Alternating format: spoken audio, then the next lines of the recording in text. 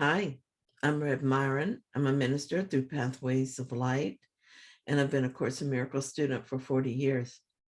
I've been going through the um, manual for teachers, reading it paragraph by paragraph and asking Jesus to clarify for me.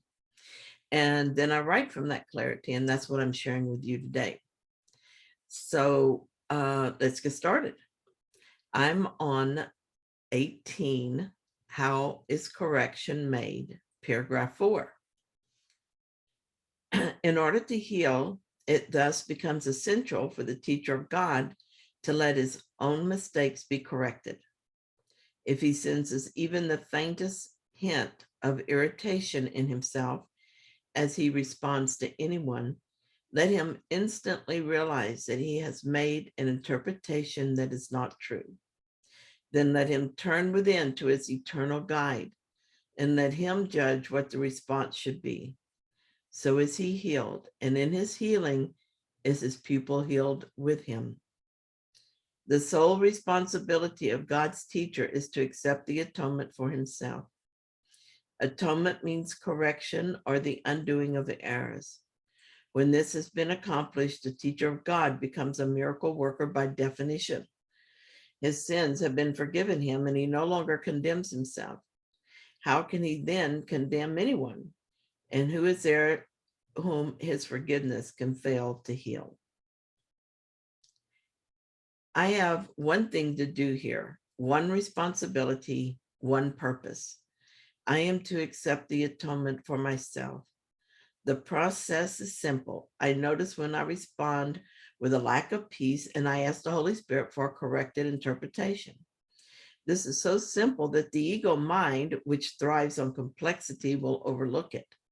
But it works. I've been doing this process for many years, and I see how effective it is. This is the way I'm healed, and this is the way my pupil is healed with me. I accept the atonement, the Holy Spirit's correction for myself, and as my mind is healed, so is my pupil's mind. I hear objections from the ego as I read this. First, it doesn't accept that there's only one of us, one mind, but it's an old argument, and I'm not interested.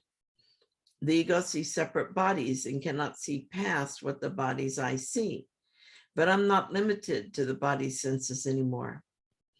Then the ego complains that this is not how teaching works. A teacher is one who knows more and shares that knowledge with one who knows less. She does that with words, either speaking or writing. The student sits at her feet metaphorically and absorbs her wisdom. The ego really likes this definition of teaching. It has all the elements it's so fond of: separation, hierarchy, and perception and projection. Instead, Jesus has a different form of teaching in mind. In any relationship, the teacher of God watches her thoughts as she interacts. And if she notices even the slightest irritation toward her pupil, she asks for and receives correction. As her mind is healed, the student's mind is healed. Perfect. The ego hates this. Too simple. Where is the hierarchy in this? Where is the blame and the guilt? And yet, so is he healed, and in his healing is his pupil healed with him. And if this is really how it works, then why do workshops, write books, teach classes, and facilitate courses? Jesus has also told us that our hands, our feet, our tongues are needed. So this kind of teaching must have its place. Of course, it is through the words and interactions that we see we have thoughts that need healing. But I think it is also helpful in other ways. If the teacher's words are inspired, they can help awaken the memory of truth in another's mind. This has happened for me when I studied with Regina Dawn Akers and with Kate Greaves. I felt the stirring within when I read any number of books. It has helped me when I listened to Keith Kavanaugh recently.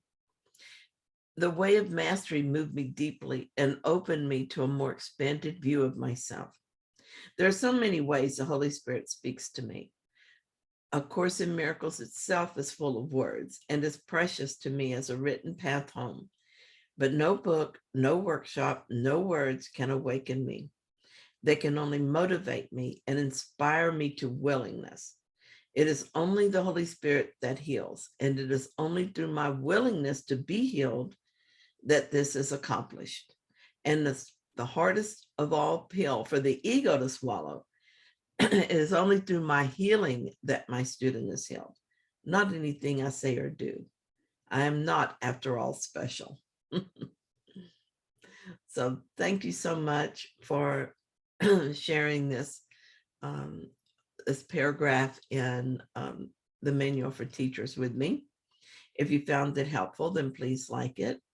And if you haven't subscribed yet, then please do. And I'll be back soon with another recording.